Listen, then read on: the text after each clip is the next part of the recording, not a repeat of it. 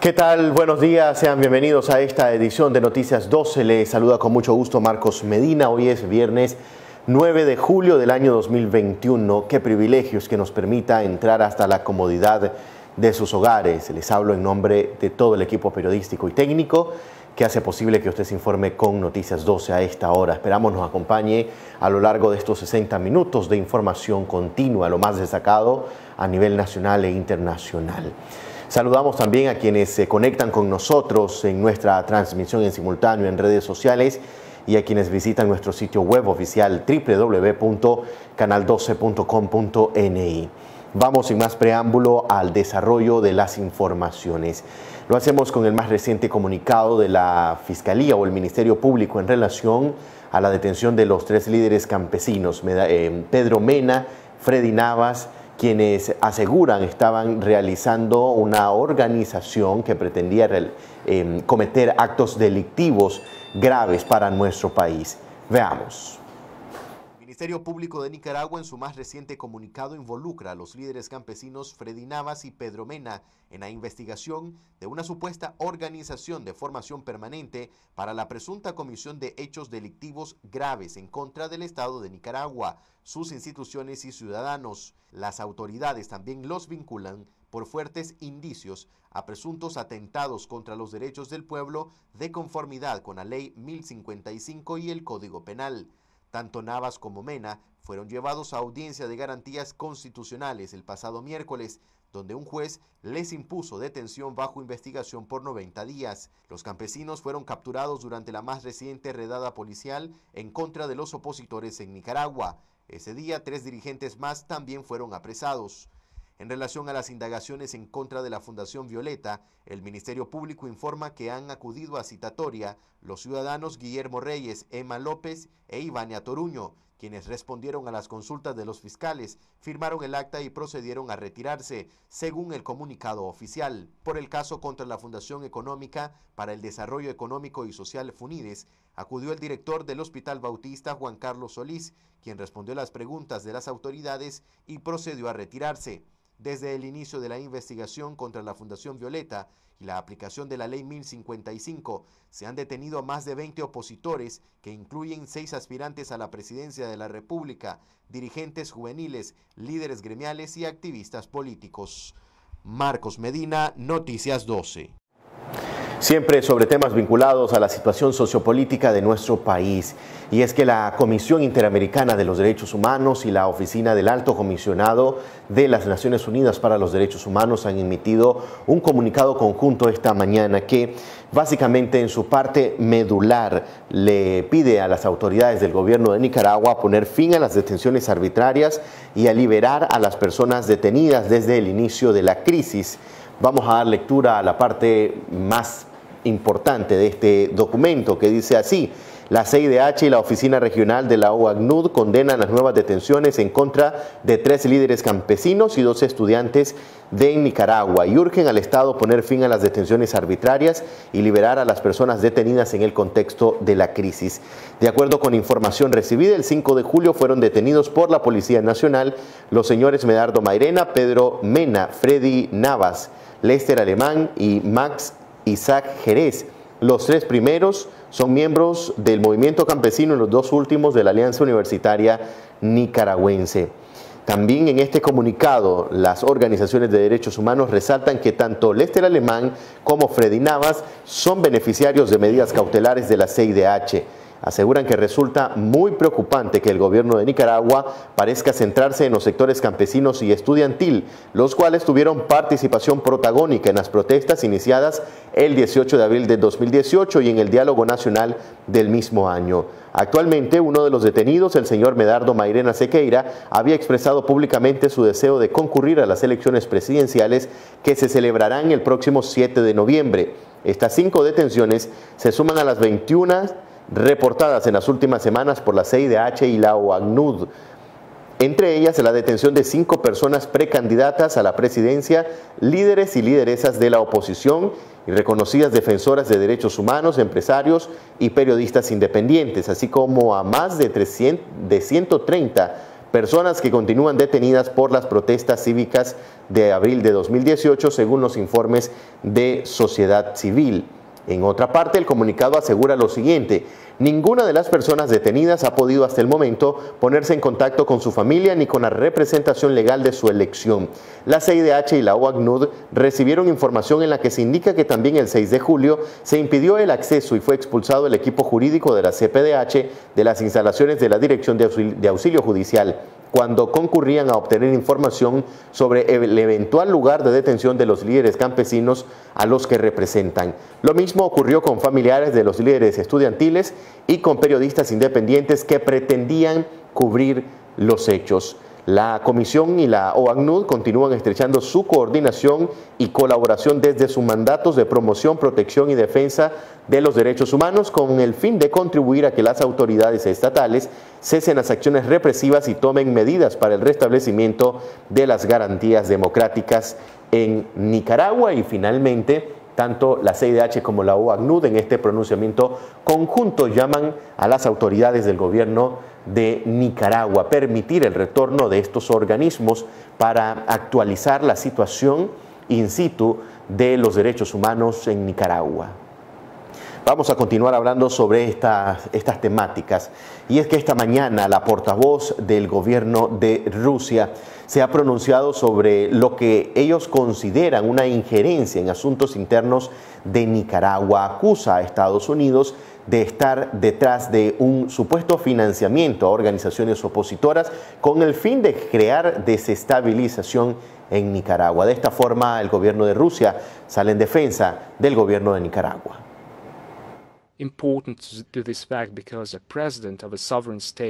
Nos gustaría comentar en detalle el desarrollo de los eventos en Nicaragua a medida que se acercan las elecciones generales en este país, que se celebran el 7 de noviembre. Crece una poderosa ola de presión externa sobre el gobierno legítimo del presidente Daniel Ortega. Esta presión poco tiene que ver con la preocupación expresada por sus autores de que se celebre ahí un voto democrático libre, y comienza a convertirse en una lucha sin reglas con el obvio y no disfrazado objetivo de sacar a los sandinistas del poder, desestabilizando el país. Es digno de mención que la interferencia abierta y flagrante en curso de los asuntos internos de Nicaragua, incluidos los problemas de su financiamiento, se detalla claramente en el marco regulatorio y legislativo de los Estados Unidos. En noviembre del 2018, el entonces presidente estadounidense emitió una orden ejecutiva declarando la situación en este país centroamericano nada menos como una amenaza extrema para la seguridad nacional y la política exterior de Estados Unidos. En diciembre del 2018, Estados Unidos aprobó la ley sobre las condiciones para invertir en Nicaragua, según la cual los estadounidenses bloquearon el financiamiento de Nicaragua por parte de bancos y organismos monetarios internacionales, FMI, Banco Mundial, etc. Introdujeron visas y otras restricciones en relación a los funcionarios nicaragüenses. Abolió el estatus de protección temporal para los migrantes de este país. El círculo de restricciones económicas comenzó a reducirse en medio de la pandemia. Cinismo. La Casa Blanca recortó drásticamente la asistencia financiera a Nicaragua para el desarrollo social, excluyendo al país de la lista de estados centroamericanos que reciben vacunas como ayuda humanitaria. Se está realizando un trabajo con propósito para excluir a Nicaragua de los acuerdos regionales de libre comercio. Estamos hablando del Tratado de Libre Comercio de Centroamérica, un tratado de libre comercio entre Estados Unidos, Centroamérica y República Dominicana. En la misma fila, el Acuerdo de Asociación de la Unión Europea y América Central. Se está intentando suspender la participación de Managua en la Organización de los Estados Americanos.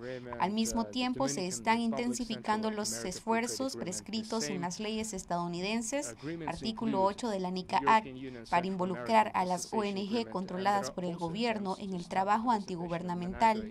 Todo esto está registrado en la legislación estadounidense. La interacción directa con los opositores al régimen es coordinada personalmente en Managua por el embajador de los Estados Unidos, quien mantiene reuniones de apertura periódicas con ellos. Hemos pasado por todo esto con el ejemplo de muchos países. país. Según estimaciones de expertos, se han invertido más de $1.000 millones en la oposición nicaragüense a través de la USAID y otras estructuras humanitarias estadounidenses. Este dinero no se destina a la ayuda social humanitaria, la lucha contra el COVID-19, sino a las fuerzas de oposición de este estado. Ignorando el principio de separación de las ramas del poder, se levanta una ola histérica en torno a los juicios contra los opositores individuales. Al mismo tiempo, las medidas tomadas por las autoridades legítimas para reprimir la injerencia extranjera se caracterizan por la corriente dominante occidental, solo como supresión de la libertad, su estrangulamiento y todo lo que de acuerdo con la lista es bien conocida por nosotros. La pandemia global y la severa crisis económica que ha provocado en muchas regiones, incluida la de Latinoamérica, han demostrado que hoy la principal línea de defensa de la democracia y los derechos humanos radica en gran medida en el plano de asegurar la gobernanza estatal. Sin embargo, lo que está haciendo el colectivo Occidente en Nicaragua sigue adelante a pesar de ello. La libertad de elección se sustituye por ajustar el proceso electoral a un resultado preprogramado que responde a los intereses de la ingeniería política desde exterior. Rechazamos categóricamente los intentos de injerencias extranjeras en los asuntos internos de Nicaragua. Estamos convencidos de que los habitantes de este país tienen derecho a determinar de forma independiente, sin injerencias extranjeras, el destino futuro de su país. Deseamos sinceramente éxito al gobierno, paz y prosperidad al pueblo nicaragüense, con quien estamos unidos por fuertes relaciones de amistad y asociación estratégica. Continuaremos atentos a la situación en Nicaragua e informaremos sobre nuestras evaluaciones sobre el desarrollo futuro de los eventos allí. Esa era la postura oficial del gobierno de Rusia en relación a lo que considera una injerencia de Estados Unidos en Nicaragua y en la situación sociopolítica de nuestro país. Hacemos nuestro primer corte comercial. Al regresar tendremos más información para usted. Continúe con nosotros mientras disfruta de su almuerzo.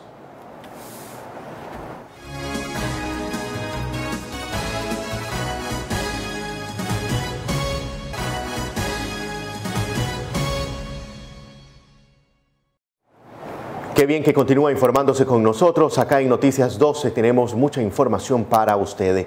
Continúan realizando quiebres de drogas en varias zonas del país. El Ejército de Nicaragua ha informado a través de una nota de prensa que ha decomisado también droga en Chinandega. Vamos a dar lectura a la nota de prensa oficial que nos ha llegado a nuestra sala de prensa y donde detallan lo siguiente, que como parte del plan de trabajo en la estrategia Muro de Contención y el plan de protección de las fronteras estatales, a través del Comando Militar Regional, el pasado 8 de julio, un retén militar ubicado en el kilómetro 124 de la carretera a Chinandega realizó la incautación de 489 paquetes rectangulares de cocaína que eran transportados en una camioneta placa CH 36346. Los ocupantes, al darse cuenta de la presencia militar, se dieron a la fuga. La droga y el vehículo fueron entregados a las autoridades correspondientes. Según la nota de prensa, durante la incautación se emplearon fuerzas y medios mismos que cumplieron con las medidas de protección orientadas por el Ministerio de Salud para prevenir contagios de COVID-19. Recapitulando un poco, el pasado 8 de julio, un retén militar ubicado en la carretera a Chinandega, en el kilómetro 124, ha realizado la incautación de 489 paquetes rectangulares de cocaína que eran transportados en una camioneta placa CH 36346. Los ocupantes, al darse cuenta de la presencia militar, se dieron a la fuga, según el reporte de las autoridades militares. Vamos a continuar con más noticias en temas de salud. Recientemente se ha conocido que el laboratorio Pfizer con la vacuna anti-COVID-19 ha buscado una nueva alternativa, una tercera dosis que permita combatir las nuevas variantes de COVID-19 en el mundo o en los países donde se está utilizando este mecanismo de inmunización para los contagios de coronavirus. Al criterio de médicos independientes como el doctor Álvaro Ramírez, esto indica de que el antídoto contra el virus está viviendo una transformación constante para combatir todas estas nuevas variantes y acabar de una vez con el virus y, por supuesto, proteger la vida de quienes se pongan la vacuna. Significa de que las empresas farmacéuticas han logrado producir una vacuna en tiempo récord. Normalmente el tiempo que toma producir una vacuna es a 10 años y se van probando las diferentes circunstancias y los diferentes desafíos que el virus va presentando. En este caso, por el COVID, se logró producir en 10 meses la primera vacuna Pfizer disponible en el mercado. Entonces, pero todavía siguen habiendo muchas cosas que responder, muchas preguntas, y los aspectos inmunológicos, las mutaciones y los cambios, la nueva variante Delta, la variante sudafricana, y hay una cantidad de elementos del COVID como pandemia que estamos aprendiendo hasta ahora y que los laboratorios están teniendo esas consideraciones. Entonces, una de las razones por la cual Pfizer está considerando la importancia de una tercera dosis es porque todavía, incluso a pocos meses de haber sido aplicada a nivel mundial, todavía no sabemos exactamente cuál es la duración de la inmunidad y si esta inmunidad va a cubrir contra nuevas variantes de virus, y por eso se ha considerado incluir estudios para proteger en contra de la variante Delta, que es una variante mucho más agresiva, más transmisible. Entonces, es simplemente una evolución del conocimiento científico y una exploración y visitar nuevamente todos los procesos que se están llevando para asegurar que tengamos una protección comunitaria adecuada y que los niveles de inmunidad logrados hasta ahora pues se logren mantener sobre el tiempo. Es parte de las diferentes opciones inmunológicas, o sea, el cuerpo responde a diferentes mecanismos. La vacuna Pfizer Moderna, esta es la primera vez que se utiliza en seres humanos sin una vacuna con material genético de ARN. Entonces, esto es incluso el uso de la vacuna Pfizer es una novedad en el tema de inmunidad humana. Luego, las otras vacunas, que son las que tradicionalmente hemos utilizado anteriormente, que son virus muertos, virus atenuados, estas vacunas están ahora ya disponibles. De algunas ventajas que unas contra las otras. Pues, por ejemplo, en el caso de Pfizer, la red de cadena de frío es muy demandante y los países en desarrollo no podrían tener acceso a esta Pfizer a nivel global porque se tiene que mantener en temperaturas menos 70 grados centígrados.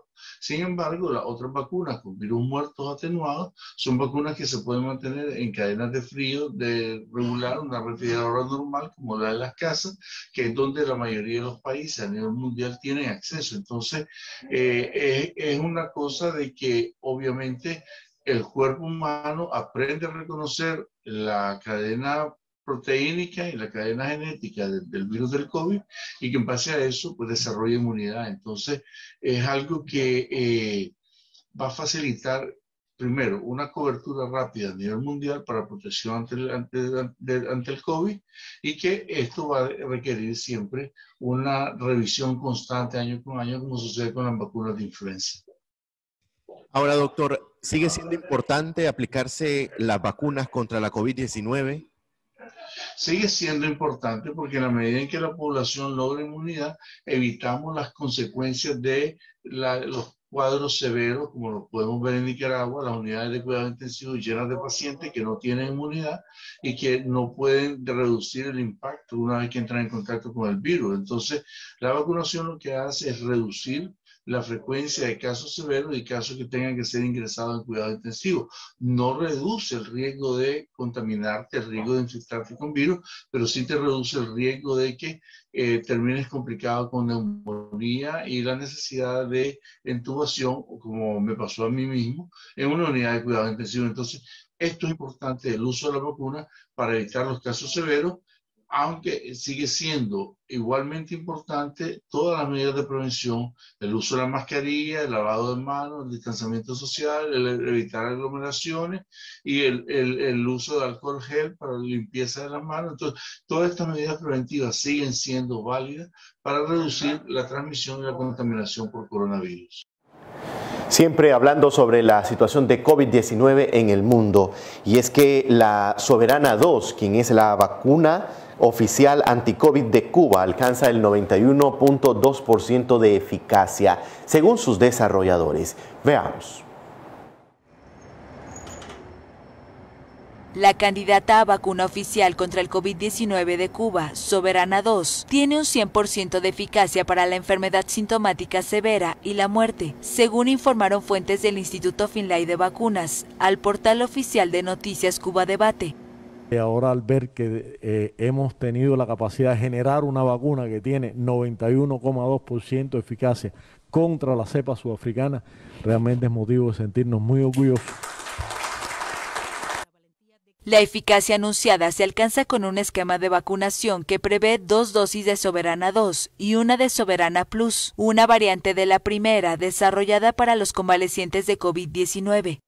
Además, cubre 75,5% contra la infección. El pasado 19 de junio, el propio Beres había informado que Soberana 2 tenía una eficacia del 62% con la aplicación de 2 de sus 3 dosis, un resultado intermedio que ya superaba el 50% exigido por la Organización Mundial de la Salud. Desde hace 14 meses, Cuba trabaja en 5 candidatos a vacuna, incluidos Soberana 2 y Abdala, que ya terminaron la tercera y última fase de prueba. Abdala, elaborado por el Centro de Ingeniería Genética y Biotecnología, tiene una eficacia de 92,28% y espera el permiso del regulador sanitario local para su uso de emergencia. Desde mayo, la isla comenzó la vacunación en las zonas más afectadas por la pandemia, como parte de un proceso médico que permite utilizar inmunizantes en última fase de desarrollo. Cuba tiene previsto vacunar a toda la población antes de que termine el año.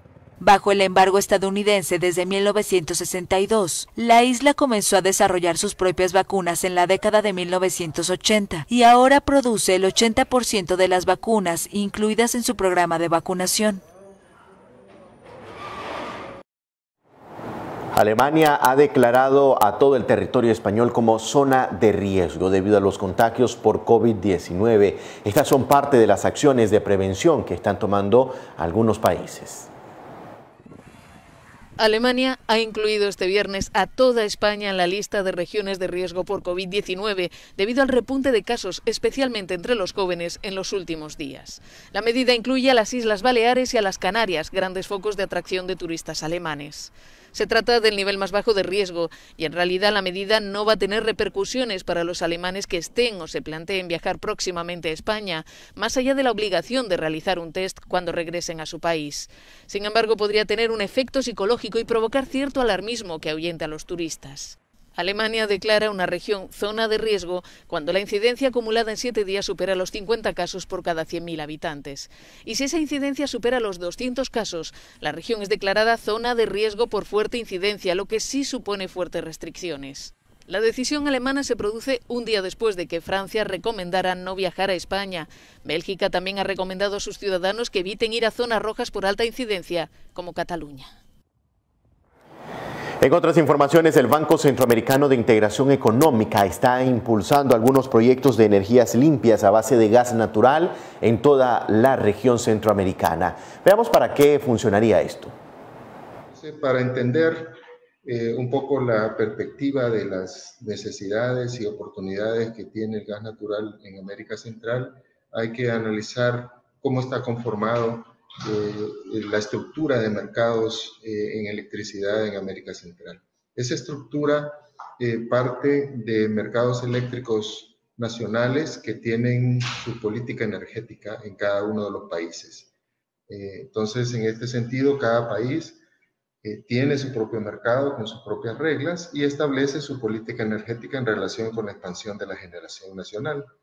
Esa política se refleja en la realidad, en los planes que hay para expansión de la generación, atender la demanda, y podemos ver en América Central que hay un avance en la generación con gas natural. En Panamá, por ejemplo, hay una planta en operación, como ustedes ya bien lo saben, y otras 2 más en proyecto. En El Salvador y en Nicaragua hay plantas en construcción. En El Salvador está bastante más avanzada la planta y entrará dentro de poco. Y en Honduras hay un proyecto, o sea, de 4 de los 6 países de América Central que participan de la integración eléctrica tienen planes de utilizar gas natural para generación de energía. Tiene que ver con que para potenciar el uso del gas en la región, ¿y por qué potenciar? ¿No? Es decir, y básicamente lo que va a permitir la introducción rápida del gas, y es importante la palabra rápida, es una transición más competitiva. Le va a permitir salir de los combustibles que hoy altamente contaminantes y pasar a un mundo totalmente renovable sin tener un gran salto de costos y tener que adoptar las tecnologías renovables más caras, digamos, firmes, antes de tiempo. Entonces el gas es el mecanismo para que el sector privado no tenga que hacer un gran cambio intempestivo sobre sus inversiones y mantenga cierta estabilidad de la inversión. Por eso es muy importante el trabajo de potenciar acciones que permitan la adopción rápida y mejoren en el largo plazo la competitividad.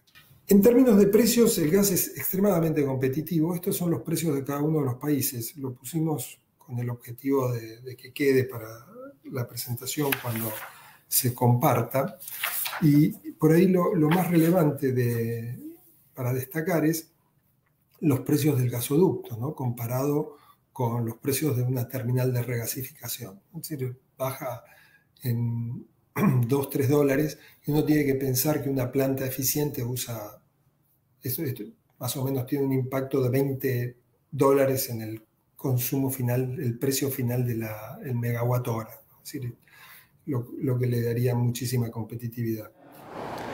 Familiares de opositores detenidos recientemente sostuvieron un encuentro con el abogado internacional que lleva estos casos y están esperando aún respuestas de las autoridades del gobierno de Nicaragua en relación a las medidas que ha dictado la Corte Interamericana de Derechos Humanos. Veamos. A partir de las capturas de Chamorro, Maradiaga y Granera, se han cometido al menos 10 violaciones al derecho internacional, ya que fueron detenidos y sus viviendas allanadas sin orden judicial y permanecen bajo custodia en lugares desconocidos, donde se les niega el derecho a ser visitados por sus familiares y a estar en contacto con un abogado que los defienda. Por ello, sus familiares consideran que fueron secuestrados y están desaparecidos. A la fecha, esta nueva escalada represiva incluye el secuestro de 26 opositores, entre dirigentes políticos, sociales, empresariales, estudiantiles y campesinos, a quienes se les pretende acusar del delito de traición a la patria, contemplado en la recién aprobada Ley 1055. Este nuevo grupo se sumó a los más de 120 presos políticos que ya permanecían en las cárceles. Afortunadamente, si Nicaragua no cumpla con las medidas provisionales de la Corte Interamericana de Derechos Humanos, no hay muchas maneras para exigir que Nicaragua cumpla. El Estado de Nicaragua de ayer, debido a cumplir con las medidas provisionales ayer, pero sabemos obviamente que los 4 nombrados siguen detenidos y por eso no han cumplido con las medidas provisionales. Es posible que proporcionarían una respuesta escrita a la Corte, pero todavía no sabemos. Por ejemplo, artículo 69 de las reglas de la Corte dice que el Estado y también los representantes de las víctimas pueden proporcionar información relevante a la Corte sobre sus medidas provisionales y también puede llevarse a cabo una audiencia para monitorear la información relevante. También se puede proporcionar información a la Comisión Interamericana de Derechos Humanos para determinar los hechos y para también ofrecer conclusiones. Ahorita tenemos que esperar un par de días para ver si Nicaragua proporciona una respuesta oficial a la Corte, pero es claro en este momento que no han cumplido con los medios provisionales porque siguen detenidos. Y también anticipamos que los abogados ante de la Corte Interamericana de Derechos Humanos harán procedimientos en lo adelante lo antes posible. Sí, es muy claramente un ejemplo de desapariciones forzadas. Cuando una persona es detenido por el Estado y el Estado niega a reconocer la detención o a proporcionar información sobre la persona detenida, significa un ejemplo de desapariciones forzadas. y por eso en esos 3 casos claramente son desapariciones forzadas.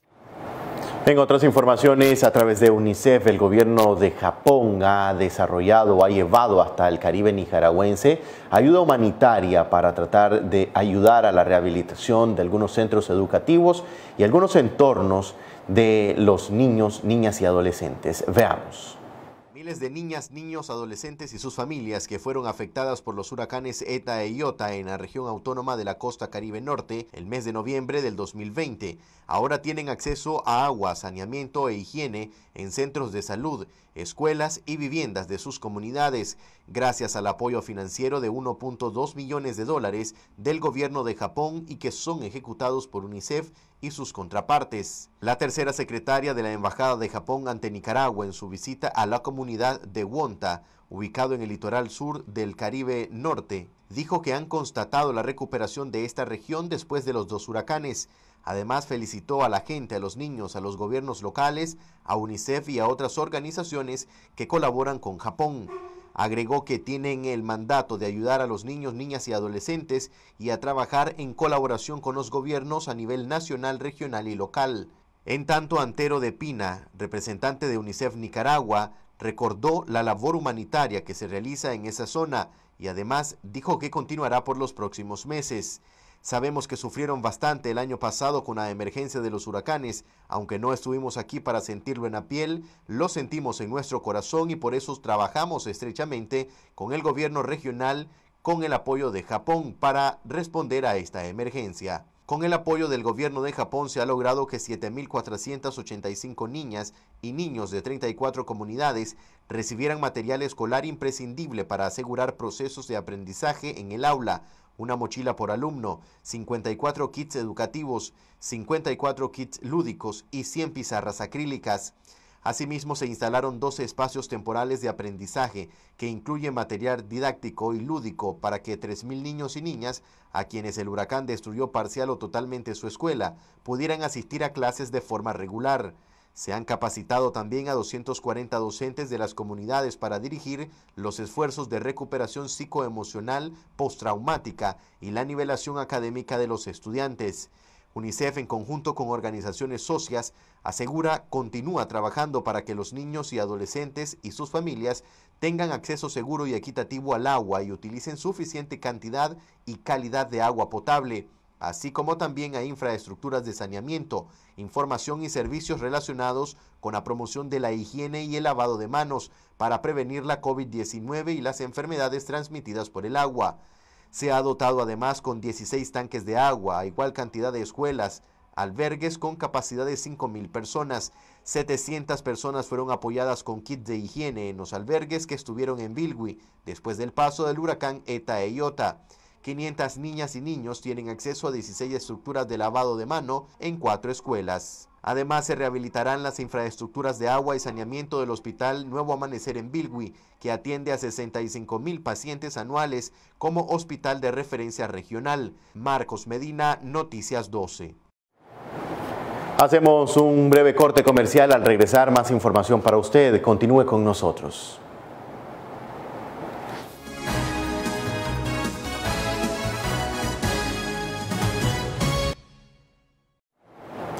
Estamos de regreso con más información. Veamos ahora las condiciones climáticas para el territorio nacional en las próximas horas.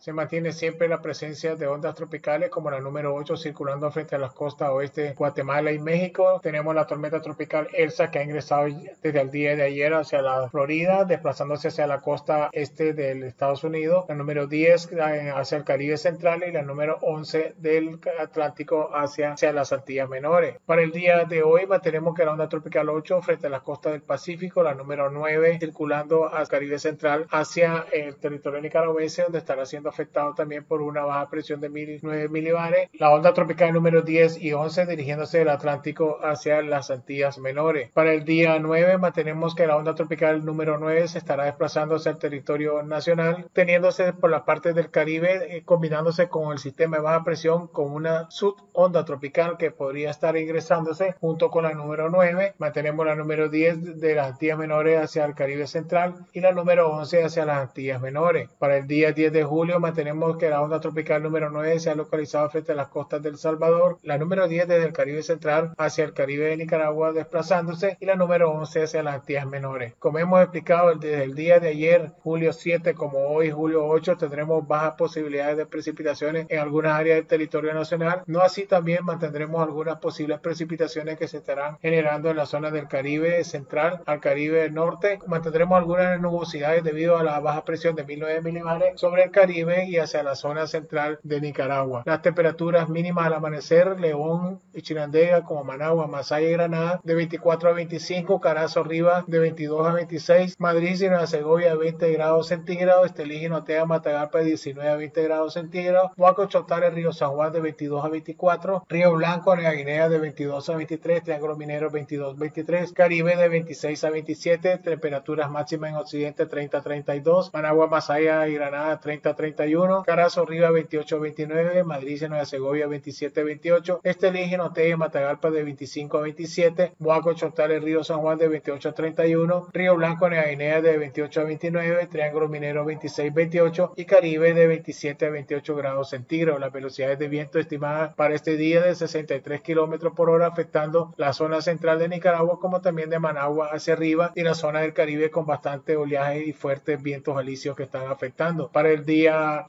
viernes mantenemos también velocidades de viento hasta de 71 kilómetros como también afectando la zona del Caribe, y para el día sábado mantendremos pues siempre posibilidades de desplazamiento de estos vientos alisios de la zona central como también de Managua hacia arriba.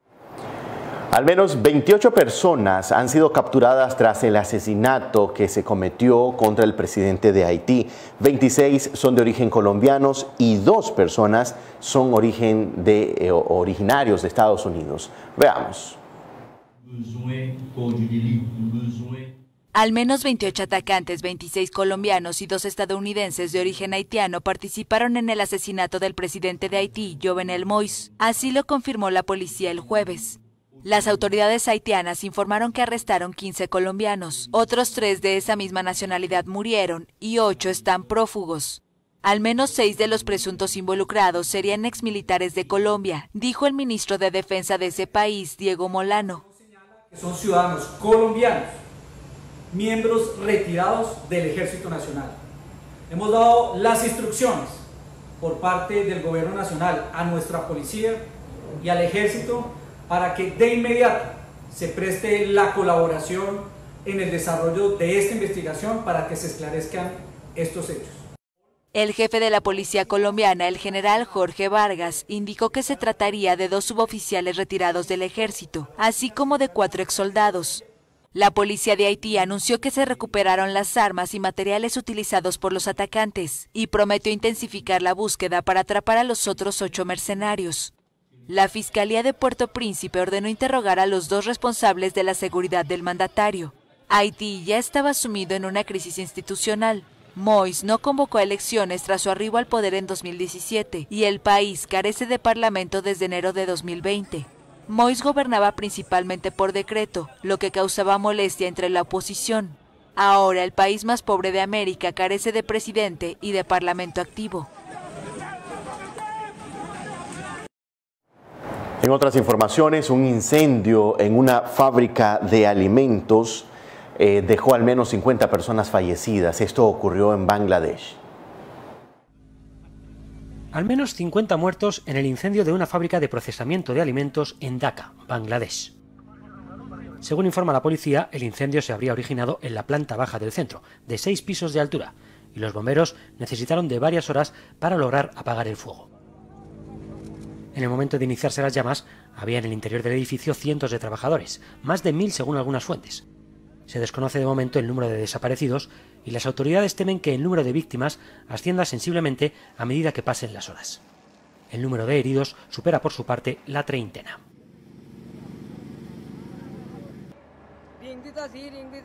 Hemos venido aquí porque mi sobrina no contesta al teléfono desde hace tiempo, decía el familiar de una trabajadora del centro. Y ahora el teléfono no suena en absoluto, estamos preocupados. No es esta la primera tragedia de estas características que sufre el país asiático. En 2019, un incendio en una planta de productos químicos acababa con la vida de 70 personas. En 2012 eran 119 los fallecidos tras el fuego originado en una fábrica de ropa. Y en 2010, también en Dhaka, un incendio en una casa que almacenaba ilegalmente productos químicos causó la muerte de al menos 123 personas. Hasta aquí nuestras informaciones. Gracias por confiar en el trabajo de Noticias 12. Recuerde nuestro sitio web www.canal12.com.ni y nuestras redes sociales actualizadas de forma constante y permanente. Será hasta la próxima, si Dios así nos lo permite.